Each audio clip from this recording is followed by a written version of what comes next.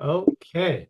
So, Stella, yeah, thank you. First of all, thank you so much for taking some time to talk about your immigration experience. It's a pleasure to catch up with you, and I'm actually very excited to learn about your immigration story.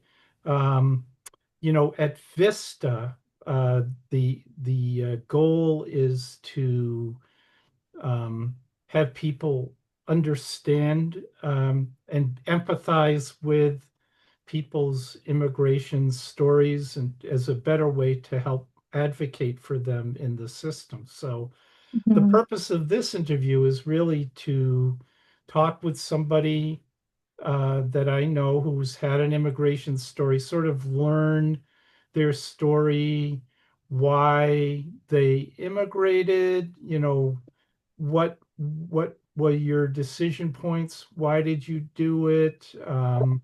What are the positives? What are the negatives? What were your decision points? And what do you think about your decision now? So it's a little bit like that. Okay. So so I thought maybe we could just start at the beginning, if you don't mind. Um, where were you born? I was born and raised in Uganda. That's East Africa. Yeah, in the city or in a rural area? Actually, my father was a civil servant, so he was a forest engineer. Oh, I say was because he's retired. So his job required him to move a lot within the districts in Uganda because he oversaw pretty much the entire forest department in Uganda. So I was born in a little town called Lira, which is in northern Uganda. Oh, But after about, I think I was about 3 or 4, my father moved to Kampala, which is the main city in Uganda. And that's where I spent most of my life, and that's where I grew up. But after, when I was about a teenager in high school, he moved to another town called Masaka, which is in central to Western Uganda. And then he also moved to Kasese, which is Western Uganda, and the original birthplace of my father. oh. So I have lived in so many different districts in Uganda. And that's because of my owing it to my father's job and different responsibilities. So, and how many people were in your family? Ay, ay, that's a very good question, Mitch. In Uganda, an average family is at least a minimum of 5 children. My father Right. and mother had 6 biological children and 4 adopted children. So in total, were 10. But we were Wow. never just 10 kids in the house. It wasn't just 10 children. We always had a minimum of about 25 people in the house because my mom's siblings were there. A few of my dad's relatives came. And again, my dad being one of the, how do I would call it a prosperous person at that time, considered that prosperous in the standards of Uganda. Our home was always open to every relative because they all came different times, different reasons. So Oh, whenever, I don't remember ever being under 10, 15 people in the house at one point in time. wow, that's amazing. And Mhm. because of and so you ate meals in large groups and um Yes. Our culture is very, very communal and it's very, very social and it's very neat. And so, regardless of whether you are my blood relative or not, we all sat together. We had meals, breakfast together, we had lunch together, we had dinner together. Now, obviously, the schedule changed a little bit. If, say we went to school, we went to boarding school, to private schools. But when we were home, at least what I know for sure is breakfast and dinner were always together. We ate together. My mom prepared meals, and they were never small meals. Um, we had people ranging from the age of a baby to maybe a teenager, 28-year-old, and consumption levels are different. So she made sure she fed all of us. that But I is also like to say that we all participated in the doing chores at home. There was never this is a girl's chore, this is a boy's chore, or today I'm not cooking. We all had our chores and we all did them. wow. And I think your mom also worked. Did she? Yes, So my so mother was in the medical profession, and from the day I met her. She was a nurse practitioner, but she also did, she was mostly, preferred practicing midwifery, and she used to deliver babies. And she worked for the entire time that I knew her. And several times people came home, didn't matter what time, midnight, 3 a.m., during the day, always. We had people coming home to have babies delivered, or she was called for urgent calls. So she worked full time, but also raised all of us full time. And she had a hand in every single decision. And she knew everything about each one of us. And we always knew that she knows that when we're in trouble, she would know.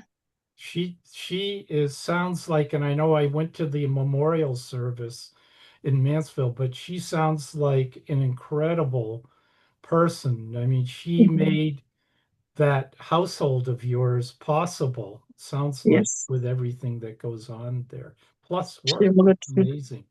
Yeah, And so, yeah. just by how many, I don't even know if it's relevant or not, but how many brothers or sisters did you have? Or, oh, I So don't even know if you look at it that way. I look at it that way only because it's a common question. How many brothers and sisters? So out of the 10, we have five, 6 girls and 4 boys. So I Oh, have okay. 4 brothers and 5 sisters. Yeah, nice. Does that add up? Yeah, 4 brothers and 5 sisters. Yes, and I'm the sixth girl. Yeah, so we're Were you the youngest in the family? no, no, actually I am third oldest. No, maybe fourth. Fourth If oldest. it's kind of hard to fit the exact order of birth given the adopted children because they're all over in between. But technically, if I rank us, I would be the fourth oldest with 6 after me, following after me. Ah, Mhm. is it was it common in Uganda for families to adopt other children and at that time when you were growing It up? is it is very common, and I will not call it adoption because in my culture, in my country, adoption is not even heard of because, well, let me not put it that way. Now it is a word defined only because of the foreign influence. Right. But back home, the way the culture is and how people are raised is like we take care of each other. Ah, If, for instance, my mom has a sister who has a child in need, she cannot hesitate to help the child if she can.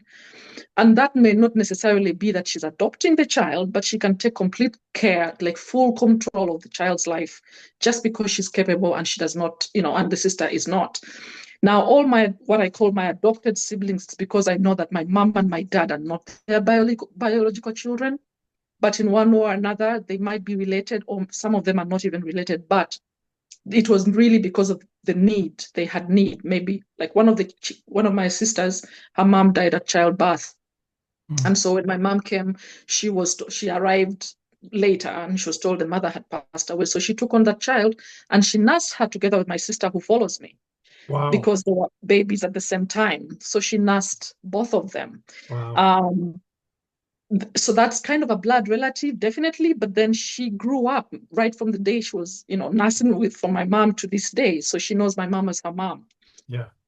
So in that case, I can't say adoption per se was a big thing, Right. but we took care of each other. Like my grandma, she used to, when she was older, she stayed with us. She lived with us until she passed on. That care and closely knit family setup is a very common thing. Hmm. It's people take care of each other. Now the adoption is now a more recent thing where foreigners come in from other countries and adopt. Though locally, people still take on their relatives. People still help others. People still um, take on children. Like right now, I'm paying tuition for 2 children in Uganda, but I wouldn't say I've adopted them. Right. They're still living wherever they live, and I cover all their expenses. So it's a very it's a tricky word to use in terms of adoption. But yes, if we define it that way, yes, in Uganda at that time, people still did take care of each other. Wow. That's Yeah. amazing. Um, so you you moved around a lot within Uganda, um, and you went to different school. Was it public schools or private schools? How Well, what was your education like? Initially, my education was my father was very keen. My father is a Christian man, and he was very keen on taking us to Christian schools, which mostly were private schools. But like I said, because of his job requirements, he used to travel a lot. Every time he traveled, he every time he negotiated a deal, let me call it that, to travel or to get replaced, he'd be like, definitely my mother would have to be fitted in one of the hospitals. So Hmm. that was easy. However, for us as children, it became hard because we never really could set the movements were never like set. Sometimes it's in a place for 1 year, another time it's for like 3 years. So we kind of Right. the foundation was a little shaky because we're not consistent. So much as it wanted to take us to, much as it took us to Christian private schools, it still required moving from town to town. So at some point, they had to make a hard decision and a hard call and send us to boarding school. So I would say I was one of the privileged. We were one of the privileged families because we went to boarding schools right from. I started boarding school at the age of 11. Mm. I was very young, and I think it was a very hard decision for my mother to make to send us off to schools that we had to take care of ourselves, and it's a completely different setting. But that was the only way to ensure that we had consistent education as opposed to the movements that my parents were making. That being said, if they had their way, I think we would still be going to different schools wherever they went. Right. But because of that, the stability, they put all of us in boarding school, And which was not a a cheap venture, by the way. I would And think so not. not, and we were many. So, and we all went to boarding school. And Wow. not to brag, but I would say that we're all successful citizens now, wherever we are. But I owe it all to our parents giving us that good, strong foundation and sacrificing a lot to make sure that we got whatever we wanted to succeed in our own lives. Yeah. Was the boarding school based on the English school system, or what was the boarding school like? Well, first of all, Uganda was a British colony. So, Right. because Uganda was a British colony, English is the first language in Uganda. Everyone speaks English, and it's taught in school. It's taught in schools, and everything. All the education is conducted in English, Yeah. and it's this, of course, the British system. So that's what you refer to as the English system. That's the system in Uganda. Now, boarding school, like I said, most of them were. We do have private schools, and we also do have public schools, but they all do English. Um, Boarding school was, again, my father took us to a Christian private boarding school because he was very keen on the foundation of the faith of Mhm. Christianity. Right. Most of the schools and the private schools in Uganda were built by either missionaries who came in from the UK, from Ireland, or um, the British did come and build schools that they wanted to have for their children. And obviously, after they left, those schools remained and the standards were maintained. So we have a whole mix. And then, of course, they're just now the general public schools. And with Uganda, we have free primary school education. So every child is entitled to go to school. Every child should go to school. Um, and English is taught. And so that's how life was. Now, life in boarding school was very different. Basically, my parents had to make sure that they provided us with everything that we needed to stay at school for 3 months, because a semester would stay for 3 months, and we had 3 semesters a year.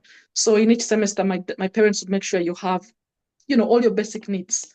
Your toothpaste, your soap, all the way to clothes. We used to wear uniform, cut off the hair, because again, now that I look back, it's for maintenance purposes. Because if you let all kids have all sorts of different hairstyles, it's kind of hard to maintain. We Right. had uniforms for, going to class, and uniforms for wearing in the evening. We had to learn how to, to be self-sufficient, go to the well to collect water, learn how to do chores, to clean. And of course, there were also morals. And then they would also teach us the cultures of the different schools. Now, the school I went to was in central Uganda, which is predominantly occupied by a tribe called the Baganda. And so I had to learn all the cultural aspects of the Baganda, because really the school is set up in that setting. For instance, we learned how to peel food, how to kneel down when you're greeting, the customs and norms, how to dress, how to do the traditional dance, the things that we had to learn because of the Buganda culture. Mm. Now, fast forward, when I went to high school, again, the system is very merit oriented. If you excel, then you end up in a good school. if you don't do very well, you're probably going to end up in a struggling public school. Right. So I was lucky enough that I excelled. I was actually one of the top students in my country in elementary school, which Yeah. is seven grades. Stella, I don't think that was luck. Well, I don't know what it is, but I'm blessed that way. So then I moved on to high school. Now my high school, my grades allowed for me to go to any of the top high schools in the country. Yeah. And my eyes were set on a school called Gayaza High School because it was the best girls' school and it was a Protestant school. So it fit my criteria, everything. But my father realized, and at that time, again, my father traveled a lot, but he also left to go and do his postgrad in Thailand and was away for a while. And of course, it was hard for my mom to try and manage all of us at home. So boarding school was easy. But anyway, when I finished elementary school, I qualified to go to any school, but my dad came back and said I should go to a particular school called Mary Hill High School.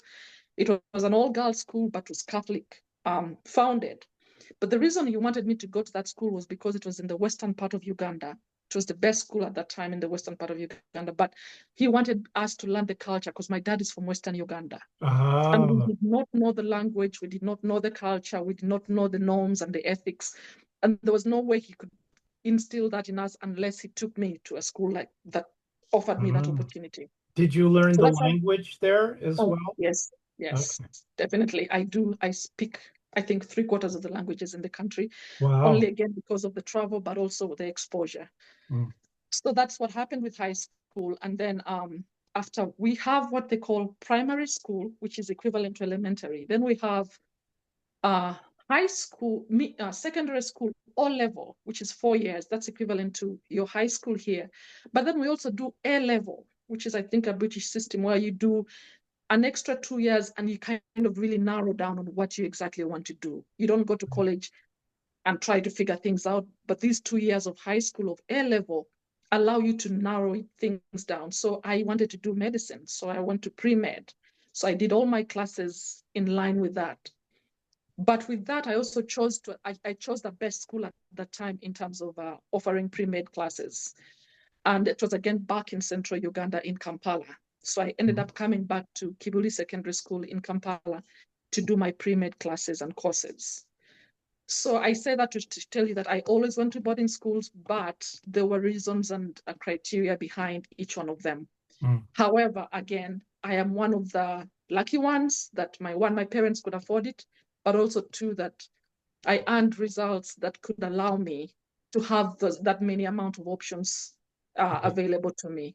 Right. So that's in a nutshell. And then after A level, it's merit oriented. I won a scholarship from the government of Uganda because if you are one of the top students, then you end up in the university. At that time, Makerere University, which still is one of the best in East Africa, was the best university. And so I joined Makerere University on full government merit. But if you don't qualify, then you have to pay for your Right. tuition in college.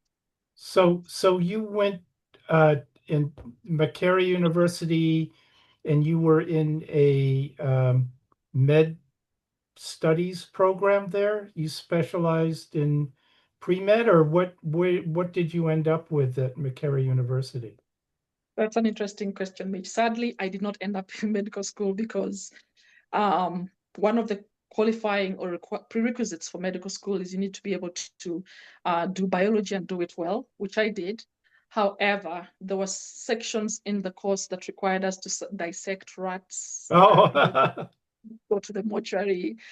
And that, my friend, is where I failed because I did not have I did not have the thick skin for it. And I'm still very terrified by blood. So I had to give up on my dream of doing medicine. And I went to Makerere University to do a Bachelor of Science in Quantitative Economics. It has oh, mathematics and statistics. And that's what I ended up doing.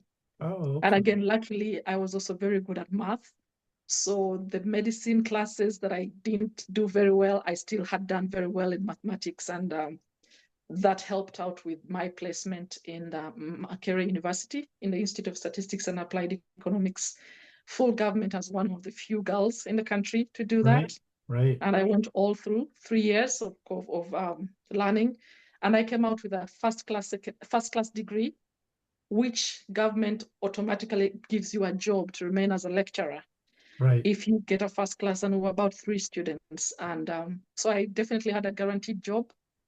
Um, I did not take the job because I did not want to teach.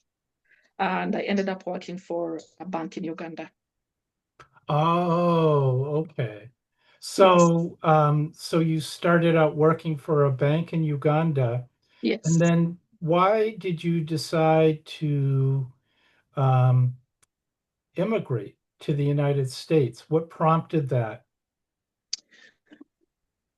Very interesting story, and I'll try to keep it short. I had never ever had dreams or ambitions or anything to come to the United States. In fact, the only thing I knew about the United States was just a class that mentioned New York as the main city, and that was it. I never ever picked interest in um, the US. I never had interest in the US. I never, my father grew up in Czechoslovakia, which is now Croatia, and he studied there and he traveled a lot, but mostly the UK, mostly Europe, let's put it that way. He too had very few or very minimal encounters with the US. He had done Costa Rica, the Caribbean, he had done all that, but never the US. So frankly, Mitch, it was not on my radar at all. However, one day I'm at the bank, an old friend calls me and says, "Didn't you get a first class degree in Makerere? There is an advert in the newspaper. The Ford Foundation is offering scholarships to the US, fully funded. And you're smart and you're ambitious, and I know you can do it." I was like, "No, I don't care for the US." So I'm sorry, Mitch, this is not necessarily a story that shows my ardent desire to come to this great country, but No, it's that's what it perfect. was. Yeah. So obviously, as it is in most of our developing countries, by the time they put an advert in the newspaper, they probably already have their candidates. So I didn't think there were chances that I'd actually win the scholarship. But long story short, I went through a gruesome interviewing process. We traveled to several countries, to Tanzania, to Zanzibar, to Kenya, with American delegates coming in and conducting the interviews. And as luck had it, I was one of the top winners, and they picked 9 students, and they told us to pick any country in the world and go get a degree in what you wanted to do. And I still had that desire to do medicine, but there was no way I would do medicine without dealing with blood. So I'd always wanted to go to Sussex in the UK, again, because first of all, that's the influence that was mostly predominant in our country. Hmm. So we knew that everything good is in the UK, you know. So I wanted to go there, and I applied for it and I got admitted. However, shortly after during the application processes and all that, Ford Foundation told us that they would prefer that we each pick a university in the US. Oh, So that kind of twisted our arms, and I ended up picking Harvard University. So I applied to Harvard University and I got admitted. But one of the prerequisites is that they required us to have what is that test called? The oh, the GRE exam. GRE, right. Yes. And I did apply to do the GRE exam. However, those exams they're standardized and they're conducted in a certain time. Yes. So I did the interview like, I can't remember, I think like the beginning of the month. I don't remember the exact dates. And the results were going to come out after 2 weeks. And Harvard was confirming admissions a week before I could get my results. So I missed the cutoff. Oh, And I was like, you know what, fine, I missed the cutoff. I can still go to Harvard next year, so I'll wait. But Ford Foundation told us that the condition was you get the scholarship, you apply that year, or you lose it. So that's how my dreams to go to Harvard failed. And I told them I don't want the scholarship. I don't want to go anywhere else. There's no point. I don't even want to go to the US. But eventually they're like, okay, you know what? There's another university next to it. It's called Brandeis. They have the same professors from Harvard, and you can always transfer, but you get to set your foot in. And so that's how I ended up in Brandeis University. I did not know a thing about it. I did not know the politics of the EU. I did not know anything about this country. But I remember I took the scholarship, fully funded. I kept first class ticket, and I stayed in a hotel in Boston, actually maybe the YMCA, for the oh, first yeah. night, The because I Huntington arrived Ave before. YMCA. Yes. What did I do? What? Sorry. The Huntington Ave YMCA. Yes, near Copley. Yes. Yeah. Um, And I stayed there for a night. And then the next day, the university opened, so they allowed me in. I took a cab to Brandeis University, and that was the beginning of my journey in this great country.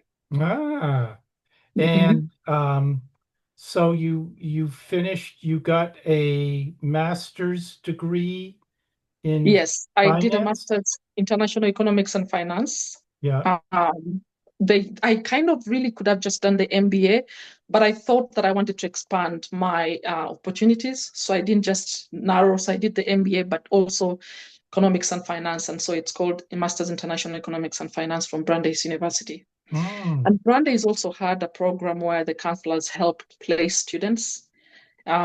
After my first year, I did an internship with Brook Venture Capital. It was a venture capital firm in Boston. right. And it was, of course, internship unpaid, but I still had my scholarship from Ford Foundation. And then I went back to Brandeis. And when I finished, I had all A's. I think I had one B plus in one of the classes, and I think it was Spanish or something. But and I did audit some classes from Harvard. I did attend so many conferences between Brandeis and Harvard. I did not feel the need to completely relocate from Brandeis University to Harvard. To me, it just was pretty much I was still getting the quality of. I loved Brandeis. I fell in love with it. I read the history, the culture, the Jewish roots, and I just really became um, a part of it. I enjoyed my studies there. And after Brandeis, I remember I had an interview. I was called a couple of days before graduation, which Yeah. was in May, and I think it was May 20th, but I was called maybe like the 18th to go do an interview. I did the interview. The interview was supposed to be the day after graduation. And obviously, I didn't realize that graduation is a big deal. I slept through it. And Yeah. so I didn't make it to the interview. The interview was with Boston Private Bank and Trust Company at that time Right. in Post Office Square. Yeah. But grace and luck had it that they wanted me. So they called me that I was like, listen, I missed the interview. I definitely screwed it up. But they gave me another chance. They did another interview and I got a job. And so I graduated May 20th. And I think by May 23rd, I started working with Boston Private in Boston Post Office Square Yeah. as a credit analyst. Okay. And then from there you ended up at Santander Bank. Well, that's to jump the story. So I'll go back to answer a little bit on your question Okay. about how I ended up coming here and the Right. choices. Oh, I great. think by now you see that the US was never a personal planned choice. Right. Um, and so when I came here again, I've told you the story of my studies. I came, I studied, I loved it. There were so many challenges in terms of cultural shock. Yes. Um, it really was very hard. And a couple of people, of the 9 students that came with me, I think only 5 of us graduated. 4 did not go through. It Mm, just was too much for them. I was a young girl, like literally 20, and I was away from home. I was away from my circles. I was away from my comforts. I hated the food here. Nothing tasted good. Um, the people were, I, it was not a very comfortable, welcoming situation. And of course, Mitch, as you speak with me, and I'm from Uganda, I'm a Black woman. There were so many things that I came to find out after I came here. I never knew about racism. Yes, I knew, I'd heard about it, right. but I'd never experienced it. Um, Much as we were colonized by the British, they left way before I was born. So when I came to my country, when I grew up, we all looked the same. And even if there were still people from different parts of the world, from the Western part, from Asia, there was never differences in terms of skin color. It was never pronounced at all. Hmm. So I grew up thinking the world is just one nice melting pot and everybody's important, everybody's equal. That was one of the biggest challenges I faced when I came here, when I realized that I was treated differently. I was being judged differently. I was not given chances and opportunities that everybody else was getting.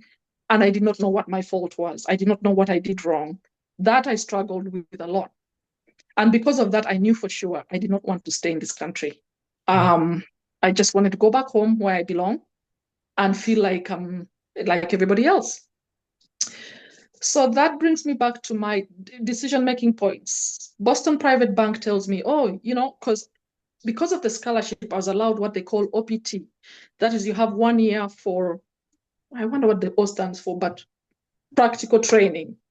I forget what the, but basically you've gotten your skills from the US, then you have to, practice them. And just to back up, one of the requirements of the scholarship that was that you have to go back to your country and serve and utilize those skills that you've acquired. So I definitely, without a doubt, was going back home, and I still had my job. Actually, my bank had even promised a promotion because they knew I was coming back with more skills and more training. So that was always my plan. I was going back home, and I wanted to be with my siblings and my parents. So when I was doing OPT in Boston Private, meaning I was allowed to work for 1 year, which was okay doing because I was like, you know what, it's going to expose me. I get to actually put into practice my skills. The HR of Boston Private one time called me up to the office and said, you know what, Stella, we want to sponsor you a green card. I was like, what is that? Yeah. Um, and she said, it allows you to stay in this country. You do everything like a US citizen. The only thing you don't do is vote. I said, why would I want that? I want to leave. I'm going home. And she said, no, no, no, this is a big opportunity. People die for this, which is why I told you, Mitch, my story is a very different one. My story Mhm. was honestly a bed of roses. And, but maybe it will also give you perspective in one or another with what you're trying to find about the immigration process and what people go through. Mine, I sailed through. And so she insisted, and I told them, okay, I'll think about it. Obviously, I didn't think about it. I called my dad and it's like, what do you want to do? I said, I'm coming home. I have a job. I have a house. I had an apartment. I was going home. So I remember the lady, she was called Pilar Puello. She just recently retired. She says, I'm going to file it anyway. You don't have to take it, but we're going to file it anyway. So I said, okay, whatever, you do what you want to do. I'm I'm leaving. So they filed the paperwork. And that was 2004. I believe, 2004, 2005, because I finished 2004. So 2005, they filed the paperwork and they kept telling me, bring this, bring that. I gave them everything they required, but I was going home. And indeed, 2004, I went home, spent time there. And there was never really a change of heart per se. But when I came back, I think I still felt that, you know what, life is actually different. I had the opportunity to compare my country and this country. So I was like, okay, they're privileged. The US has certain things that I would never have in my country. There's a lot of, the biggest exposure for me was the whole international exposure. We had students from China, we had students from Yugoslavia, we had Montenegro. Like there were things, people that I would never would have met in Uganda. Let me put it that way. Right. And they all had different perspectives. Graduate school, people come in with work experience. People, I was like, wow, the world has smart people. I was amazed by just my class and what it had to offer. And then, of course, my business school and then the university, it just really opened my mind. And then I took advantage. I love to travel. So I took advantage of, I would take the $10 bus to New York. I took, trips on the train to different parts of the US, to Las Vegas, to just out of curiosity, because I knew my time was limited and I just wanted to see what the world has to offer. That's how I spend most of my free time. And I was working, I was making 45,000 US dollars at the time, which by the way, I came to find out was way lower than what my colleagues got, Right. people who went to the same job, but like the male, white, they were starting at 65. I said at 45. So some of those, and I highlight those to just tell you, there were differences. They were clear. Um, but I think I started building a life for myself, the travel, the seeing of things. And I discovered I really enjoyed that and I wanted more of that.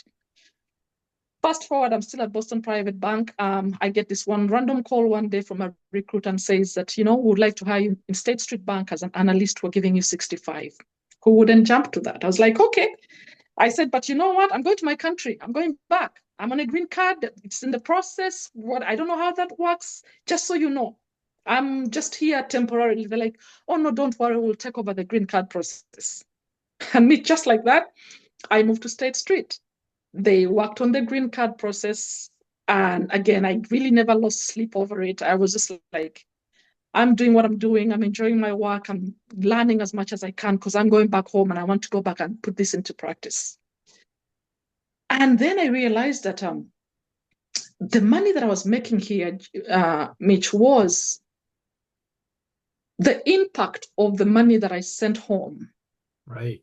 was much, much more than what I could have done with my salary in Uganda. Now, Okay. again, I've given you my background. I grew up in a good, decent family. We never lacked anything. I was not poor. I was not needy, but we had the opportunities to also help others. And so Mm-hmm. that was a spirit that was instilled in me by my parents. Mm-hmm. So even when I came here at Brandeis, I remember the very first semester when I got my first stipend, I told my father, we need to help people. I need to help people. And he says that when I was about 10, 11, I told him, when I grow up, I want to help people. I want to change people's lives. So I asked my dad, I said, Daddy, what can we do? And he's like, I don't know, Stella, you figure it out. You do what you think is best for you. So I'm taking too much time, but I remember one of the days when we were growing up, we came back home for the holidays. When we went to live in Kasese, when my dad had retired, I can't tell you my whole life story, but I'll specifically talk about this. No, this is fantastic, Stella. It's amazing. There were people coming from. So let me talk about Kasese. Kasese is in Western Uganda. It is the Yeah. most mountainous place, and it has the Mountain Rwenzori, which is the peak, the highest peak mountain in, I think, in East Africa, Is that maybe where next the to mountain Kilimanjaro. gorillas are too? Yes, it's called the Rwenzori Mountains. Yes. Now, my dad was born and raised there. That's where his family originates from. So when he retired, he moved back there.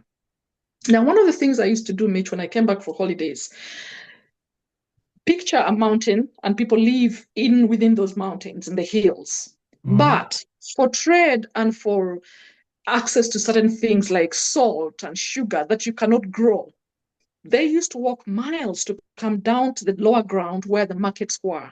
Yeah. And most of the times it was the women. And they would come carrying produce. Imagine you go and harvest sweet potatoes and put it in a big pound bag, maybe like 50 pounds or more. They carry that down to sell it so that they can get cash and then use that cash to buy things that they needed, like iron sheets and salt and cooking oil. And they would go back up that hill and stay for days and then come back again. So, but I noticed, I was like, Daddy, how come it's only women? Where are the men? Why is it the women that are doing this? And I will Google and send you a picture and you see how they carry this food. And it Yeah. just moved me to tears because they'll just put it on the back. They have a baby, they're carrying something else on their head. It was just, it was, for me, I don't know why, but that was it moved something in me. And so fast forward, when I came back, when I came to Brandeis and I got my first stipend, I told my dad, you know what? We're going to set up some of these centers up in the mountains so people don't have to come all the way down. So these women don't have to carry this food all the way Mm. down. Let's put up something. My dad is like, you can't put markets and iron sheets and stuff, Stella. You can't. They didn't even have roads. Yeah. Right. So I said, Dad, we have to start somewhere. And so I collaborated with my dad and we're like, okay, let's start small. So what we did is we decided to build a grinding mill. A grinding mill is people grew corn, but when you grind the corn into a flour, it is one of the major foods that people eat. It's also very, very versatile. I think it's also in the Hispanics where they make arepas, empanadas. Right. That's the same corn flour. Mm-hmm. So they grew a lot of corn, but they used to come down at the bottom of the mountain to grind it and then go back. So with my first stipend allowance, I said, no, I think it wasn't even more than $500 over time. We built a grinding mill. And so these ladies no longer had to come all the way down. To this day, it's operative. It's free of charge. They bring the corn, they grind it, they go back. I pay for the workers there and I built the structure so there's no money owed and I maintain the machines. That's simple as that. And Mitch, it's probably like $100 a year for me Is to it do that. still going now, Stella? It's still going now. If you go to Wow, Kasese, that's you will see amazing. it. It's still going. People are very appreciative. When I go there, people like want to bow down. They think I've done an amazing job for them. I'm adored. Let me put it that way. Not that that's what I wanted, but it's just amazing to see the impact on villages. Just a little structure like that, but an impact on so many people. Right. So that's where my desire is, and that's where. So then, fast forward when I start working here. Every single month, I send money home. That's just what most immigrants do. I can't Yes. speak for them, but that's what we do. Yes. And this money does make a change in many ways. Like I Yeah. said, I'm educating a few kids. Most of my siblings, I had to pay for their tuition to upgrade. We've done, you do things that impact life. And that's why I was like, you know what? Maybe I should stay and earn this money here because the impact it has at home is much more than if I had gone back home. Yeah. If I'd gone back home, I'd probably still have a good job, maybe a decent house, but maybe I wouldn't be able to help as many people as I can with what I earn here. Hmm. So that was one of the biggest decision-making factors for me to stay in this country. Okay. The jobs were there for me. I never once lacked a job. I was never laid off. I never, and now it doesn't negate, it doesn't take away from the challenges that I was facing. But Right. I felt like those are sacrifices worth making because of the impact that I was having at home, not just in Yes. my immediate family, but in my hometown, in my country in general. That's an amazing story. So let me ask you, Stella. So you've decided that you would deal with all of the issues being an immigrant here in the US, and you've stayed. Um, are you still happy with that decision, or do you think now about going back to Uganda? Would you ever go back? What are you thinking about nowadays? Nowadays, it's a good question, Mitch. I mean, as time goes by, things change and we evolve and things differ. I now am a mother. I have raising two black boys. Yes, Um, I do have a good job. I can't complain. However, I'm beginning to realize that decisions need to change because it's no longer just about me. And now, ever since I had two boys and all the stuff that has been going on, the Black Lives Matter movement and all this, right, Mitch, the truth is, for the past about 8, 10 years, I've really been thinking about leaving. I know it sounds like a long time, but the way things are happening in this world over and over, like now every day that passes, I am closer and closer to going out of the country. And as we speak, like I told you, I decided to go to get a doctorate. I wanted to do something that I can use anywhere else in the world. right. That's why I did my doctorate in public health. Yep, I feel that I'm confident that I can do a job anywhere in the world with public right. health skills. Yes. Finance skills, yes, still I can do, but maybe not in all parts of the world. Hmm. I'm doing groundwork right now. I'm just trying to pay off my student loans and try and be debt free. And maybe next year, because what we're doing is we've been visiting different countries. We've been going to different places just to kind of see where we want to be. Oh, interesting. Is So that why you definitely went? Is that why to you went Italy. to Italy? Yes, it's Ah, one of the interesting. major factors. Yeah. So we've been visiting different places. We've been to most of the Caribbean countries, Jamaica, Dominican Republic. We've been to Puerto Rico, Costa Rica. Now we decided let's try Europe and see how it feels. But obviously, I go home to Uganda every year. I was in Uganda this April. I was in Kenya last year. We're looking at the Seychelles. We're looking at Zanzibar. But we're definitely in the process of it's time to get out of here, only for the sake of my sons. Yes. And yeah. Oh, that's interesting. Yeah, because your 15-year-old is at an age here in the United States when things are not always so easy, right? And you Mhm. have, unfortunately, um, it must be very concerning to you about um, what they're going to do Mhm. from here on It out. is very concerning because one, again, they were born and raised here. And many times, Mitch, I lose sleep when you ask about decisions. I'm like, am I doing the right thing raising these children here? I came here as a grown up person. I had a foundation. I knew who I was as a human being. I was confident. I made my choices. I came here and I could leave because I have a home. I have a place to call home. I have values and cultures that I can identify with. Right, Unfortunately for them now, am I giving them the best? Have they gotten that kind of foundation? right, That's what keeps me awake at night. right. Yeah, it's a valid concern. Um, so would you go back? Would you ever just go back to Uganda? You could have a lot of influence there, and I guess, there would be good opportunities for your boys there, or is the political situation an issue for you there, or does that affect your thinking at all? So those are three questions. One, yes, I Yes, would go back to Uganda. Gladly. I love my home, the food, Mitch. I can't even speak for it. It's delicious, it's organic. The people are super friendly. I would go back home anytime. I have a house there that I yep, can just go back and live in. I'm okay with that. And I'd gladly leave even today. Two, the second question about my children, my concern is my children would not probably be comfortable because it's not an environment they've grown up in. Much as I've tried to take them home every time, Right. it's a whole, first of all, even if I take them and put them in school, it's a whole different curriculum. It's a whole different um, way of learning with what they're used to here. So that would be a struggle for sure, Yep. unless I go put them in American schools. But then at the end of the day, then what? They still have to live there and understand the Right. culture.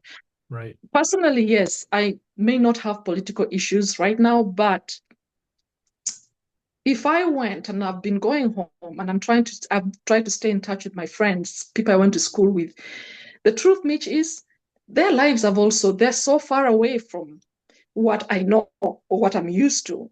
Um, so every time I go back, for instance, when I go and see them in their offices, they're living life as normal. They wake up in the morning, they go to the offices, they have drivers driving them, they have very good titles.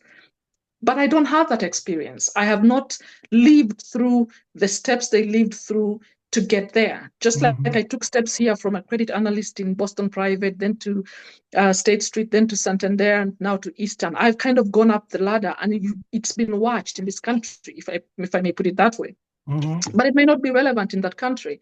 I Right. may not be able to go and just get into commercial banking and become, a credit risk review manager there. They have a whole different system. Right. So I do struggle too with that adjustment. Maybe if I went and, like now, save some money, have a house, build a farm, and then do something that doesn't require for me to also go through the system, then Hmm. maybe I would succeed. So there's that risk as well of not going to be able to settle. Now, the political side, and I think this would be the best story would have been for you to interview my sister, because for her path is completely different from Right. mine.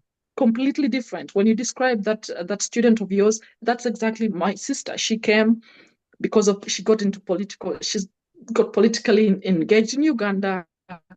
The party that she was a part of was not the current one. They were, mistreated and all that. So she ran here for asylum. Hmm. The reason she ran here, one is because apparently this country has systems that are supposed to support such. Two, she went to Brandeis as well, so it's a culture she had lived in. Not talk much about my sister, but right now she's on a work permit, and every day she's scared that she Right. could just be grabbed and taken. And she keeps reminding me, "You're my next of kin. Don't forget to bail me out." So she's living in that fear. Right. But like I said, we're two girls raised by same parents, but completely two different paths when it comes to our stay, how we got here, and how we're here right now, and how we're living. Right. So politically, I'm fine. She's not. Right. So that's that's to answer those three questions. Oh, thank you. Wow,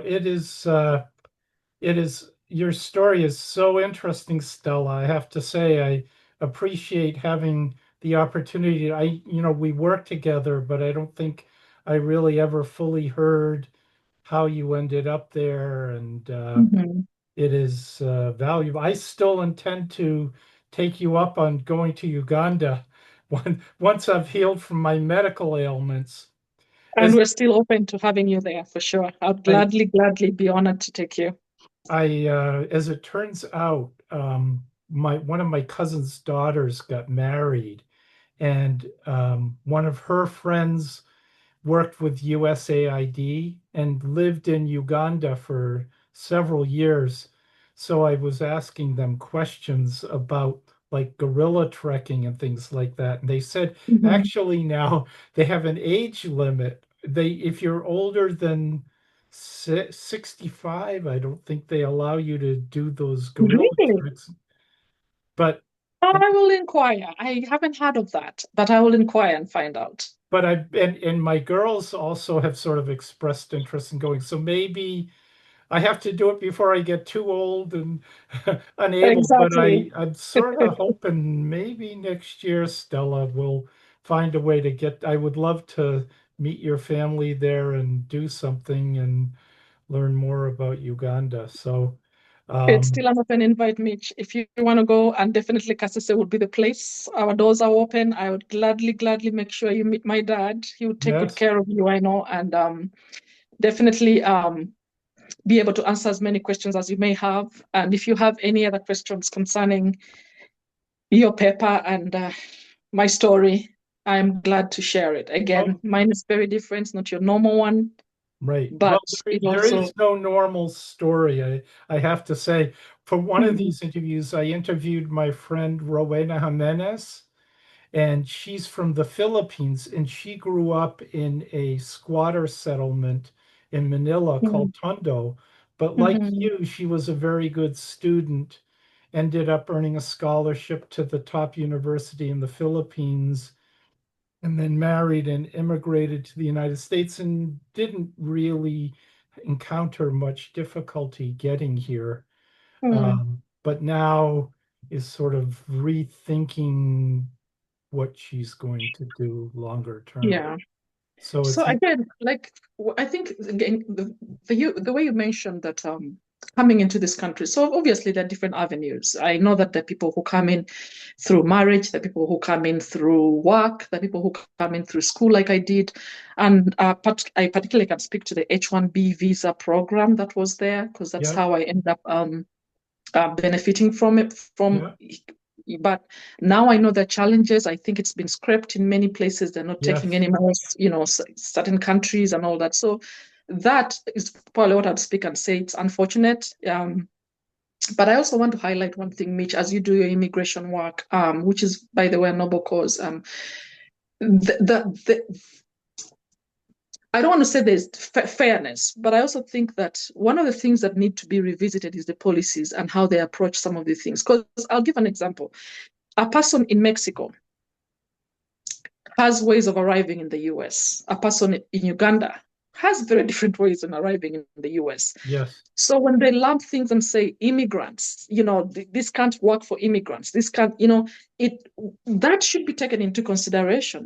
It's not necessarily the same. And even just the way they distribute resources. For me to come to this country, I was telling my friends a few days, I was like, I think they even had to check for the size and the shape of my bone marrow. I mean, they literally shake you. They shake you inside out. I had to give my parents, they had to do background checks on them. My siblings, I mean, I come from a family of 10 kids. They could do whatever they want to do, wherever they do it. But right, it could still come, it could still come and impact me. right, So the amount of scrutiny for someone to come here and start telling me that Stella, you're an immigrant and treat me like the same person that just crossed the border from Mexico, it right, ain't fair, you right, know? right, Because I didn't come in, and even if I came in illegally, that's fine. But still, what I had to go through is completely different from what. Um, and I'm sorry for using Mexico, but it's the only country that's coming to mind that's right. close. No, no, But no. there are people that then there are people that have abused the system too, obviously, and there's a lot of things. But I still think that there has to be a level of like right now I'm working with I volunteer on the weekends with my public health job. I Yep. volunteer and we do a lot of I'm a medical corps. I'm in the medical corps Boston. Hmm. And recently they had some immigrants that I don't know, the story that were brought to Martha's Vineyard, and then there's some that have Yes, been brought. And so right, we volunteer and go. And even just like knowing that a guy in this room raped a little girl in the next room, I'm like, this is criminal. And right, yes, they deserve to be punished. I don't care which part of the world they are at that point in time. They did a crime. right, But you can't treat them the same way as my sister, who is going to the nursing home and working, and she walks back home. She's taking care of her daughter. And then right, she can easily be pulled over and be put in Plymouth jail and told right, to, it's, but I also understand. I also understand that this country is trying. I understand that they have things in place, and I understand that, and I respect that.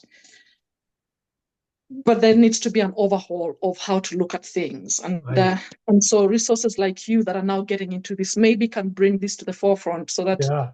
That things are done differently. yeah, I completely agree with you. As part of this, I also interviewed my mother, whose mother immigrated from Russia when she was 10 years old, and her mother had died, in childbirth in Russia. Oh, wow. Um, so her mother came to Fall River, ended up working in a canning factory, but they lived near relatives, other Russian, Jewish, Ukrainian relatives who had fled Russia because of the pogroms there and Mm, established communities. So they, at that time, there were no immigration restrictions. People, came through New York. Um,